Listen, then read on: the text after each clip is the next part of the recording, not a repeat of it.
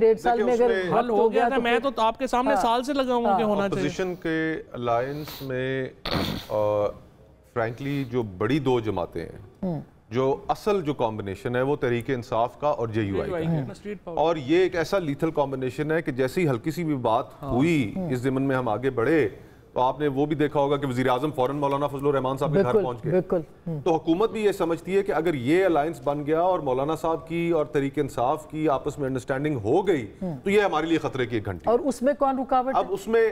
ایک working relation شپ تو خیر بہت سے مراحل جے یو آئی نے بھی طے کیے ہیں اور تحریک انصاف نے بھی طے کیے ہیں ایک دوسرے کے قریب آنے میں۔ ابھی کچھ تھوڑی سی چیزیں ہیں جو آپس میں تحریک انصاف کو کچھ کنسیڈریشنز جو مولانا صاحب کی ہیں وہ دور کرنے کی ضرورت ہے، اور تحریک انصاف اس زمن میں بڑھ رہی ہے، آگے بڑھ رہی ہے، اور میرے خیال سے وہ چاہ رہے کہ لانگ ٹرم انتخابی معاہدہ ہو، یا مجھے کچھ زیادہ اتنی فرینکلی ڈیٹیلز کا پتہ بھی نہیں ہے، کچھ اندازہ ہے لیکن وہ میرے لیے مناسب نہیں ہے کہ ابھی میں ظاہر ہے آپ اس الائنس کا حصہ بھی ہے۔ لیکن ڈاکٹر صاحب اتنی اچھی فضا ہے، اتنی اپوزیشن ڈیوائیڈڈ ہے، لڑائی میں مصروف ہے، ایک جگہ اکٹھی نہیں ہو رہی، آپ کا 1 پیج ہے، کوئی ملٹری اسٹیبلشمنٹ سے خطرہ نہیں، جوڈیشری سے خطرہ نہیں، تو پھر بھی کارکردگی کے اوپر تو سوالات ہے۔ پرائم منسٹر کہہ رہے ہیں کرپشن کا کوئی سکینڈل نہیں ہے۔ 1 پیج تو ہوتا ہے جہاں پہ گورنمنٹ کا بھی کچھ حصہ ہو، وہ 1 پیج نہیں ہے، اب خالی کتاب ہی سرکاری گڈیاں تے چنڈے۔ میں 2-3 باتیں کرنی چاہوں گا۔ پہلی تو یہ کہ میرے دونوں بھائیوں نے ذکر کیا 10 کروڑ لوگ جو غربت کی لکیر سے نیچے چلے گئے، بہت غریب ملک ہے، یہ بات ٹھیک ہے۔ میرے خیال میں چودھری صاحب 4 سے 5 مرتبہ وزیر رہے ہیں،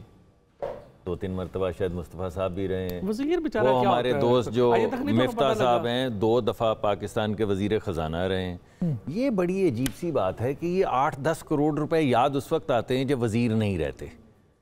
یعنی تمام لوگ 8-10 کروڑ عوام لوگ اس وقت یاد آتے ہیں جس وقت وزیر نہیں رہتے۔ میں تو آپ کو ویسے یاد ہے نہیں، آپ تو 4-5 سب سے زیادہ ہمارے دوستوں میں وزیر آپ رہے ہیں، بڑھ رہے ہیں نا آپ کے دور میں۔ تو ایک تو یہ ہے، ہمارے دور وہ کہہ رہے ہیں آپ 9 کروڑ کو چھوڑیں،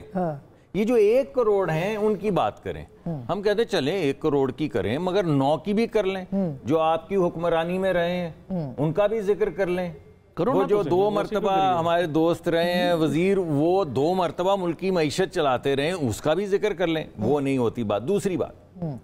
شہید شہداء کا ذکر ہوا 1685، آپ کو ضرب عزب یاد ہے، آپ کو رد الفساد یاد ہے، اس کے بعد سکون ہو گیا تھا۔ پھر ایک دن گمان میں آیا کہ یہ تو ہمارے بھائی ہیں،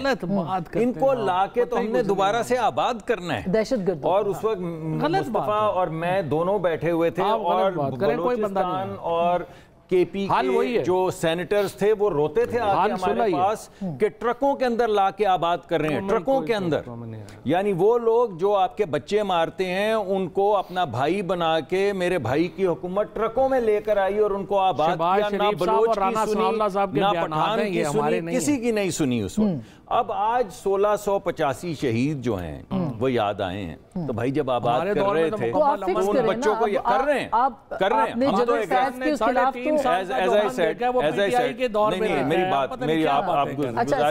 اگر گزارشات میری سننا، میں یہ کہہ رہا ہوں کہ یہ 1685 جب ان کو آباد کرنے آئے تھے آپ، تو اس وقت اپنے بچے یاد کر لیتے اے پی ایس والے، اور جو 1 دفعہ 2 دفعہ آپریشن بڑے کر کے